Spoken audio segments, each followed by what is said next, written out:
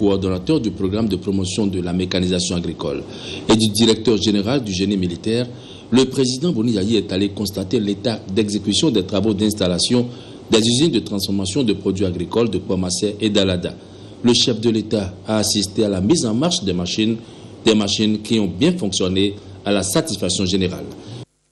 Le montage est terminé, les usines ont été mises en marche et il ne reste que la phase de mise en service où ça dit nous allons amener donc de la matière première et essayer donc finir.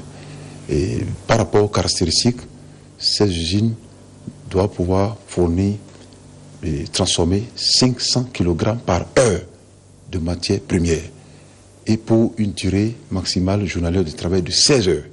Cela veut dire que ces usines doivent pouvoir transformer 8 tonnes par jour de matière première. Donc 8 tonnes chaque jour de tomates à Kouamassé et 8 tonnes chaque jour d'ananas à Alada.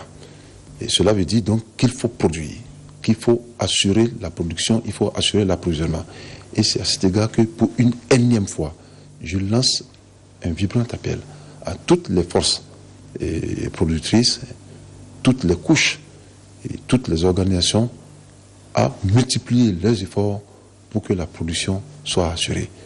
Toutes les infrastructures ont été construites aussi bien à Kouamassé qu'à Alada et que les machines ont été installées par la partie indienne. Pour ce qui concerne les travaux, le chef de l'État a fait une promesse aux populations qui étaient présentes à Kouamassé comme à Alada de ce que le génie militaire sera bientôt impliqué dans la construction de barrages, de semi-barrages, de mini-barrages hydroélectriques, ce qui permettra bien sûr, à coup sûr, de galvaniser un peu la production parce que les gens pourront maintenant avoir des surfaces irriguées en tout temps pour pouvoir mieux produire ces intrants-là. Au niveau de chaque usine, l'alimentation en eau sera assurée par la SONEB ou la DGO et à côté, le génie militaire a réalisé des forages.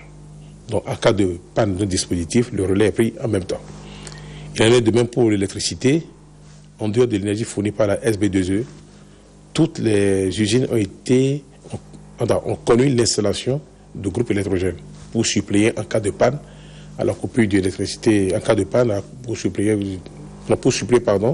aux pannes éventuelles de la SB2E. Donc les problèmes d'énergie sont résolus sur ces deux chantiers-là, comme sur tous les 4 autres d'ailleurs.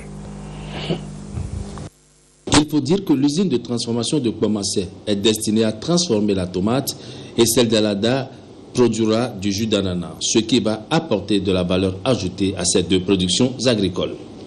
Dans les semaines à venir, l'installation des 4 autres usines de transformation de produits agricoles va s'achever aussi. Il s'agit de l'usine de transformation d'orange à Zakota, de l'usine de transformation de mangue à Natitengu, de l'usine de transformation d'anacarde de Parakou et de l'usine de transformation de pommes de cajou en alcool comestible de Banté.